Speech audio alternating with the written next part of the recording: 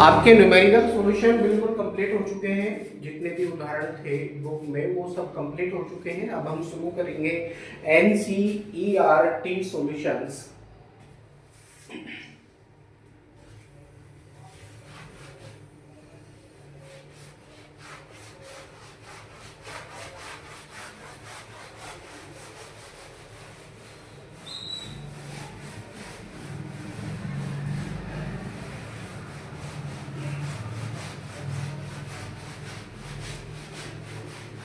NCERT आपके लिए बहुत ही इंपॉर्टेंट है, क्योंकि जो क्वेश्चन पेपर बनेगा आपके लिए वो NCERT से बनेगा यूपी बोर्ड के लिए, क्योंकि जो सिलेबस है वो NCERT का हो चुका है। तो NCERT इज वेरी इंपॉर्टेंट। आप इसका कोई भी क्वेश्चन ना छोड़ें, अच्छे से समझें और अच्छे से समझने का प्रयास करें। यदि वीडियो में समझ में नहीं आता है तो आगे पीछे करके देखें, और यदि नहीं आता है तो कमेंट करें, दोबारा आपको समझाने का प्रयास किया जाएगा।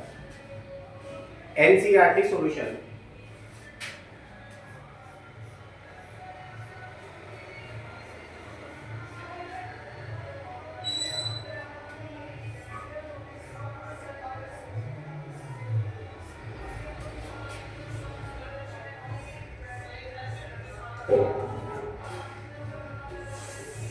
NCERT solutions. जहां पर क्वेश्चन नंबर 1 है, इस प्रश्न में दे रखा है तड़ित के दौरान वातावरण की वैद्युत ऊर्जा किन किन ऊर्जाओं में क्षय होती है। तड़ित होता क्या है? तड़ित सबसे पहले हम समझेंगे तड़ित होता क्या है। बादलों की जो गर्जना होती है उसे तड़ित कहते हैं। तड़ित कह लो या तड़िता कह लो, बातें है, नो प्रॉब्लम, लेकिन तड़ित ज्यादा बेहतर रहेगा लिखना, क्योंकि प्रश्न में तड़ित दे रखा है। तड़ित होता है बादलों का गर्जना।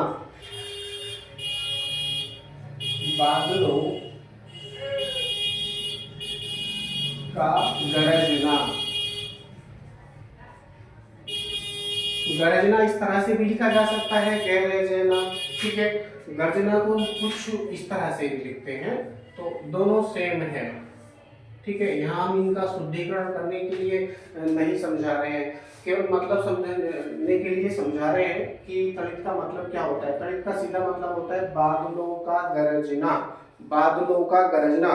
जब मौसम खराब होता है या वर्षा ऋतु आती है तो वर्षा ऋतु में बादल गरजते हैं, है ना, क्योंकि बादल बहुत आवेशित होते हैं। और जब कोई धनात्मक बादल ऋणात्मक आवेश के संपर्क में आता है या ऋणात्मक बादल के संपर्क में आता है तो वहां पर गर्जना होती है।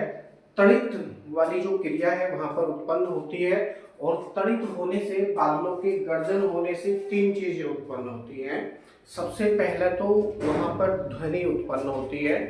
ध्वनि के साथ साथ वहां पर बहुत सारा प्रकाश उत्पन्न होता है, क्योंकि बिजली कड़कती है। आवेश क्या है? बिजली का सूक्ष्म रूप है। आवेश बिजली का सूक्ष्म रूप है। तो बिजली कड़कती है, प्रकाश उत्पन्न होता है, ध्वनि उत्पन्न होती है, और वहां पर ऊष्मा भी उत्पन्न होती है। तो 3 प्रकार की चीजें उत्पन्न होती हैं, 3 प्रकार की ऊर्जाएं उत्पन्न होती हैं। तो प्रश्न में हमसे पूछा गया है तड़ित के दौरान वातावरण की वैद्युत ऊर्जा किन किन ऊर्जाओं में क्षय होती है। क्योंकि जब बादल गरजते हैं तो बादल गरजने से 3 प्रकार की ऊर्जाएं उत्पन्न होती है। सबसे पहली ऊर्जा होती है प्रकाश ऊर्जा। प्रकाश ऊर्जा परिभाषा होती है प्रकाश की, कि प्रकाश एक प्रकार की ऐसी ऊर्जा है जो हमारे दृष्टि ज्ञान को जागृत करती है। इसकी उपस्थिति में ही हम सभी वस्तुओं को देख पा रहे हैं। अगर प्रकाश नहीं होगा, प्रकाश का मतलब है अगर सूर्य ना हो वायुमंडल में या इस ब्रह्मांड में, सूर्य है ही नहीं, कल्पना कीजिए, तो जब सूर्य नहीं है तो प्रकाश उत्पन्न नहीं होगा। और जब प्रकाश उत्पन्न नहीं होगा तो उस समय जो हमारी पृथ्वी है या वातावरण है या आप कह लीजिए सौर मंडल है, उस सौर मंडल का रंग हमको काला दिखाई देगा। कैसा हो जाएगा? काला। किसकी अनुपस्थिति में? सूर्य की अनुपस्थिति में। लेकिन गर्जना की हम बात कर रहे हैं, यहाँ से 3 प्रकार की ऊर्जा उत्पन्न होती है। पहला ऊर्जा है प्रकाश ऊर्जा, नंबर 1। आपने देखा होगा जब बिजली चमकती है तो प्रकाशीय ऊर्जा उत्पन्न होती है, और जो प्रकाशीय ऐसे लगता है जैसे कैमरे से फोटो खींच लिया किसी ने, कैमरे का जो फ्लैश होता है ना वैसे फोटो खींच लिया, और मजाक में कहते हुए लोग के भाई फोटो खींच चुके हैं, ठीक है। तो इस तरह से प्रकाशीय ऊर्जा बहुत ही अधिक मात्रा में उत्पन्न होती है, ठीक। दूसरा क्या आता है? अब जब गर्जना होगी, बिजली चमकेगी तो वहां से ध्वनि भी उत्पन्न होगी, यानी ध्वनि ऊर्जा।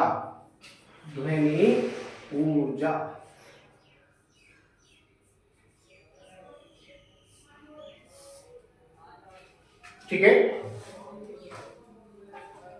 जब बादल गरजते हैं तो वहां से ध्वनि ऊर्जा भी उत्पन्न होती है, ये भी बहुत ही अधिक तीव्रता में उत्पन्न होती है, ठीक। तीसरे प्रकार की ऊर्जा क्या होती है?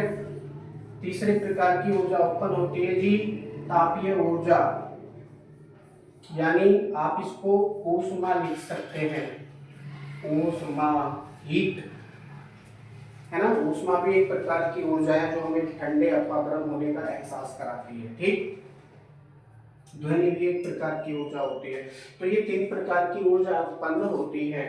ऊष्मा भी इसलिए उत्पन्न होती है क्योंकि जब आकाशीय में आवेशित बादल तैरते हैं तो तैरते रहने से उनमें वायु में घर्षण उत्पन्न होता है, जिसके कारण घर्षण, जहां पे घर्षण लगेगा घर्षण बल ऊष्मा को उत्पन्न करने का प्रथम कारक माना जाता है, ये आप समझ लेंगे। और जब बिजली गरजती है तो बिजली गरजने में ऊष्मा भी उत्पन्न होती है। तो प्रश्न में हमसे यही पूछा गया है कि तड़के के दौरान वातावरण की वैद्युत ऊर्जा किन किन ऊर्जाओं में क्षय होती है? तो तड़ित की जो ऊर्जा है 3 प्रकार की ऊर्जाओं में, कौन कौन सी? प्रकाशीय ऊर्जा, ध्वनि ऊर्जा और ऊष्मा में क्षय होती है। क्षय का मतलब है खर्च होती है या व्यय होती है। वातावरण की वैद्युत ऊर्जा, प्रकाश, ऊष्मा तथा ध्वनि ऊर्जाओं में क्षय होती है। तड़ित में प्रकाश ऊर्जा निहित है, जबकि संलग्न गर्जन में ऊष्मा तथा ध्वनि ऊर्जाएं हैं, ठीक। ये आपका आंसर दे रखा है बुक में भी, ठीक है। आई होप आप समझ गए होंगे इन चीजों को। नेक्स्ट क्वेश्चन है, इसमें वो कहते हैं कि वायु की चालकता के कारण पूरे विश्व में, वायु चल रही है वातावरण में, पूरे विश्व में वायु गतिमान है, तो वायु की गति के कारण घर्षण भी उत्पन्न होता है। जिन जिन वस्तुओं से वायु टकराती है या वातावरण में जो जो वस्तुएं निहित हैं उन सबसे वायु टकरा रही है। इसमें से कुछ वस्तुएं ऐसी हैं जो वैद्युत रोधी है, कुछ कुचालक है, कुछ सुचालक है। तो जो वस्तुएं सुचालक होती है उनमें आवेश की मात्रा उत्पन्न हो जाती है, यानी उनमें गतिमान आवेशों की मात्रा बढ़ जाती है, गतिमान इलेक्ट्रॉनों की संख्या बढ़ जाती है घर्षण के कारण। आप अपने हाथों को घिसिए तो 2 प्रकार की चीजें यहाँ पर उत्पन्न होंगी। क्या? सबसे पहले तो ऊष्मा उत्पन्न हो रही है, सीधी सी बात है। दूसरा, एक हाथ का आवेश दूसरे हाथ में जा रहा है, परंतु ये दोनों हाथ एक ही शरीर से कनेक्टेड हैं, एक ही शरीर से कनेक्टेड हैं, तो जितना आवेश जा रहा है उतना निरावेशित भी हो रहा है। इसलिए आप अपने हाथों को वैद्युत उदासीन महसूस करते हैं, कोई झटका आपको नहीं लगता है। वहीं यदि आप अपने हाथ को किसी अन्य वस्तु पर घर्षण करेंगे, घिसेंगे, इस तरह से जैसे मैं हाथों को घिस रहा हूं, तो दोनों आवेशित हो जाएंगे, झटका लगने की संभावना बनी रहेगी, ठीक है ना। तो वायु में जो चीजें आ रही हैं, सभी चीजें वायु में आ रही हैं। वायु चलती है तो सभी से टकराती है, जितनी भी वस्तुओं से वायु टकराती है उन सभी में क्या हो जाता है? आवेश की मात्रा आ जाती है, यानी वो वस्तुएं आवेशित हो जाती हैं जो सुचालक होती है। कुचालक वस्तुओं पर इसका कोई प्रभाव नहीं पड़ता है क्योंकि उसमें गतिमान इलेक्ट्रॉन नहीं होते, ठीक है। तो क्वेश्चन पढ़ेंगे, इसमें दे रखा है वायु की चालकता के कारण पूरे विश्व में औसतन वायुमंडल में विसर्जन धारा 1800 एम्पियर मानी जाती है। देखिए कितनी अच्छी बात लिखी है इस प्रश्न में। वायु की चालकता के कारण पूरे विश्व में औसतन वायुमंडल में विसर्जन धारा 1800 एम्पियर मानी जाती है तथा यथा समय उसी समय, यथा समय का मतलब उसी समय, वातावरण स्वयं पूर्णतः विसर्जन द्वारा वैद्युत उदासीन क्यों नहीं हो जाता? भाई अच्छा कारण है। दूसरे शब्दों में वातावरण को कौन आवेशित रखता है?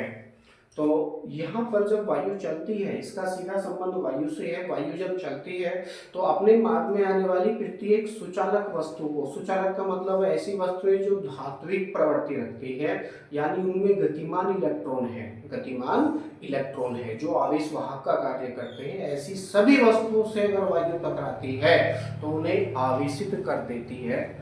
और क्योंकि पूरे विश्व की बात हो रही है, पूरे विश्व का मतलब है इस पूरे संसार की, पृथ्वी पर जितने भी देश हैं उन सब में वायु प्रवाहित हो रही है, ठीक है। वायु प्रवाहित हो रही है तो वहां पे भी ये घटना जो भारत में घट रही है वो वहां पर भी घट रही है। डेफिनेटली 110% चैलेंज है, ठीक। क्योंकि विज्ञान यहाँ पे भी बराबर है, अमेरिका में भी बराबर है। जो फिजिक्स में पढ़ा रहा हूँ, जो चीज यहाँ पर लिखी हुई है, जो यहाँ पर पढ़ाई जा रही है, सेम टॉपिक सेम चीजें वहाँ पर भी लागू होती हैं। ऐसा नहीं है कि वहाँ का विज्ञान कुछ और है, बिजली हमारे यहाँ कुछ और है, वहाँ कुछ और है, वोल्टेज हमारे यहाँ कुछ और होता है, वहाँ कुछ और होता है, वैद्युत धारा का मात्रक हमारे यहाँ एम्पियर होता है, वहाँ कुछ और होगा, है ना। विभव अंतर का मात्रक हमारे यहाँ वोल्ट होता है, वहाँ कुछ और होगा। नॉट पॉसिबल, ठीक है ना। ए प्लस बी का होल स्क्वायर का फॉर्मूला क्या होता है जी? जब आप समझ रहे हैं तो ठीक से समझ लीजिए। ए प्लस बी का होल स्क्वायर क्या होता है? A square plus B square plus के 2ab, ये फॉर्मूला होता है किसमें? भारत में। ना केवल भारत में बल्कि जितने भी देश हैं संपूर्ण विश्व में इसी फॉर्मूले का प्रयोग होता है। अमेरिका, चीन, जापान, कनाडा, जितने भी देश विदेश हैं सब में ए प्लस बी का होल स्क्वायर क्या होता है जी? Formula A square plus B square plus 2ab। वो अलग बात है कि 2ab को हम पहले लिख लेते हैं, बी स्क्वायर को बाद में लिख लेते हैं, नो प्रॉब्लम, ओके। तो ए प्लस बी के होल स्क्वायर का फॉर्मूला सेम है सभी देशों में। उसी प्रकार से विज्ञान के जो रूल हैं, जो सिद्धांत है, जो थ्योरीज है, वो सब सेम है, भारत में भी सेम है और भारत के बाहर जितने भी देश हैं 200 या उससे भी ज़्यादा अगर देश है इस पूरी पृथ्वी पर, सब में यही परिकल्पना, यही सिद्धांत और यही नियम लागू होते हैं। ठीक इसी प्रकार से जब हमारे देश में हवा चल रही है, वायु गतिमान है या वायु चल रही है, वायु की चालकता के कारण यदि हमारे देश में पाई जाने वाली सभी सुचालक वस्तुएं अर्थात जिनमें इलेक्ट्रॉन पाया जाता है, गतिमान इलेक्ट्रॉन पाया जाता है, वे सभी वस्तुएं वायु की चालकता के कारण घर्षण से आवेशित हो सकती है, तो संपूर्ण विश्व में वहां की वस्तुएं भी आवेशित हो सकती हैं, ठीक है ना। जिसके कारण पूरे विश्व में औसतन वैद्युत धारा चालन के द्वारा कितनी उत्पन्न होती है? 1800 एम्पियर। 1800 एम्पियर वैद्युत धारा आई इक्वल टू कितना होता है विश्व में? 1800 एम्पियर। ये याद भी रखेंगे, कभी कभी पूछ लेता है क्वेश्चन में। आई इक्वल टू कितना है? 1800 एम्पियर। संपूर्ण विश्व में ये वैद्युत धारा अपने आप ही उत्पन्न होती है। अपने आप का मतलब है वायु द्वारा उत्पन्न हो रही है, इसलिए मानव इसको उत्पन्न नहीं कर रहे हैं, अपने आप ही उत्पन्न हो रही है फ्री में, ठीक है ना। तो क्वेश्चन में आगे वो कहते हैं तथा यथा समय वातावरण स्वयं पूर्णतः विसर्जन द्वारा वैद्युत उदासीन क्यों नहीं हो जाता? ये बात भी सही है कि उसी समय वातावरण स्वयं पूर्णतः विसर्जन द्वारा पूर्णतः उदासीन क्यों नहीं हो जाता। देखो एक चीज है, हमारी पृथ्वी क्या है? अर्थिंग की भांति व्यवहार करती है, अर्थ का कार्य करती है। तो अब आप कहोगे कि पृथ्वी वायुमंडल में है या सौरमंडल में है, ठीक है ना। हाँ, सौरमंडल का एक भाग है, ग्रह है जिस पर जीवन संभव है, उसे पृथ्वी कहते हैं। Very good. लेकिन पृथ्वी में जो भी चीजें पाई जाती हैं सभी देशों को मिला करके उसका सीधा संबंध किससे होता है? पृथ्वी से होता है। और जब कोई भी आवेशित वस्तु पृथ्वी के संपर्क में आती है या पृथ्वी की सतह पर रखी जाती है तो पृथ्वी उसके आवेश को जीरो कर देती है, उसके आवेश को जीरो कर देती है। अब जैसे मान लीजिए कोई टावर है, मोबाइल का कोई टावर है, चित्र बना लेंगे उसका, एक उदाहरण से इसको समझते हैं।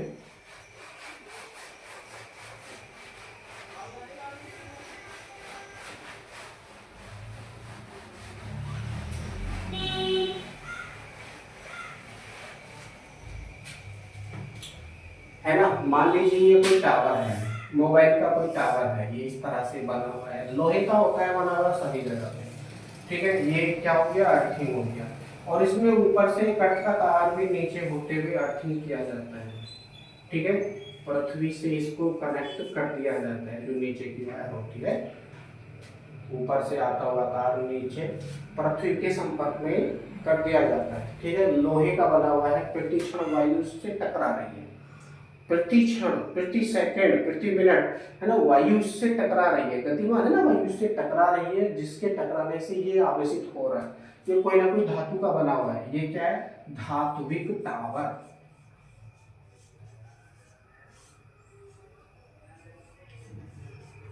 धात्विक टावर कोई भी धातु से बना हुआ ये हो सकता है। अब धातु है तो कोई ना कोई गतिमान इलेक्ट्रॉन इसमें होंगे, आवेश वाहक का कार्य करेंगे जो, ठीक है। तो ये जब वायु से टकराती है तो ये आवेशित हो जाता है, आवेशित हो जाता है, परंतु इसका सीधा संबंध वायु से होता है। सीधा संबंध किससे होता है, वायु से होता है। तो आवेश जो उत्पन्न कर रहे थे इलेक्ट्रॉन, जो भी इलेक्ट्रॉन आवेश उत्पन्न कर रहे थे इसकी सतह पर, वो सभी इलेक्ट्रॉन एक निश्चित पथ का उपयोग करते हुए अंडरग्राउंड यानी पृथ्वी को चले जाते हैं, पृथ्वी को चले जाते हैं। इस प्रकार से इन आवेशित इलेक्ट्रॉनों का एक पथ बन जाता है, एक पथ बन जाता है। वास्तव में जब भी इलेक्ट्रॉन अपनी गतिमान स्थिति में आता है तो वह वैद्युत धारा का रूप ले लेता है। यहाँ से कोई ना कोई वैद्युत धारा उत्पन्न होती है, जिसकी दिशा, इलेक्ट्रॉन तो चल रहे हैं इस दिशा में, लेकिन धारा की दिशा इसके अपोजिट दिशा में उत्पन्न होती है, ठीक। तो इस तरह से जितने भी इलेक्ट्रॉन ऊपर उत्पन्न हो रहे हैं वो सभी इलेक्ट्रॉन अर्थिंग के माध्यम से नीचे पृथ्वी में चले जाते हैं। पूरे विश्व का वातावरण तड़ित तथा तड़ित झंझों के कारण निरंतर आवेशित होता रहता है, जो सामान्य मौसम में पृथ्वी में पंप होता रहता है, यानी घूमता रहता है। औसतन दोनों विपरीत धाराएं साम्य अवस्था में बनी रहती हैं, ठीक है। ये इसका सीधा सा आंसर हो जाता है। ओके, प्रश्न नंबर 3 पर चलते हैं। प्रश्न नंबर 3 में वो कहते हैं कि एक समांतर पट्ट, पट्ट का मतलब है प्लेट, संधारित्र, सॉरी इससे ऊपर वाला क्वेश्चन है जिसको हम बाद में लेंगे। एक व्यक्ति शाम के समय अपने घर के बाहर, ठीक, घर के बाहर 2 मीटर ऊंचा उच्च वैद्युत रोधी पट्ट, पट्ट का मतलब पटला, रखता है, जिसके शिखर पर 1 मीटर स्क्वायर क्षेत्रफल वाली एल्यूमीनियम की चादर है। यदि अगली सुबह को वह धातु की चादर को स्पर्श करता है तो क्या उसे वैद्युत आघात लगेगा? वैद्युत आघात का मतलब है झटका, लगेगा क्या, ठीक है। तो जो प्रश्न में शर्तें बताई गई हैं उस शर्त के अनुसार सबसे पहले एक छोटा सा चित्र बनाने का प्रयास करेंगे और इसको समझने का प्रयास करेंगे बाद में। चित्र की सहायता से इसको समझने का प्रयास करते हैं। भाई मान लीजिए ये क्या है, पृथ्वी की सतह है, ये क्या है, पृथ्वी की सतह।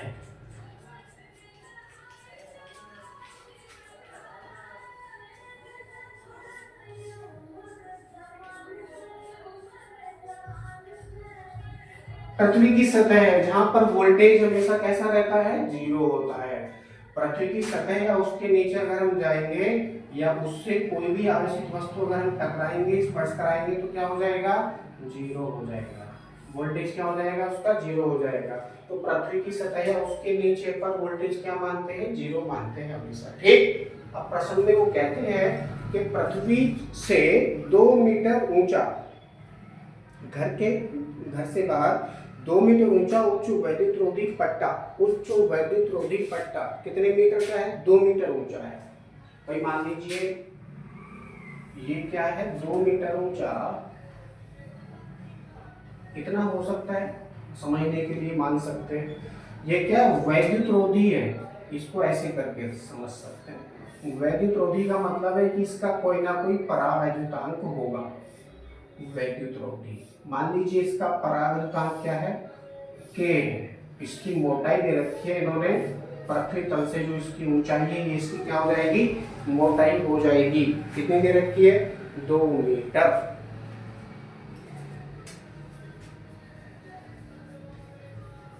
2 मीटर कुछ इस तरह से, ठीक है ना। पृथ्वी तल से 2 मीटर ऊंचा एक पटला है जिसका परावर्तनांक k है। अब इस पटले के ऊपर क्या रखा है इन्होंने, जिसके शिखर पर 1 मीटर स्क्वायर क्षेत्रफल वाली एल्यूमिनियम की चादर है, ठीक है ना। इसके ऊपर क्या रखा है, 1 मीटर स्क्वायर, मान लीजिए 1 मीटर स्क्वायर क्षेत्रफल ये हो गया इसका, 1 मीटर स्क्वायर एल्यूमिनियम की चादर,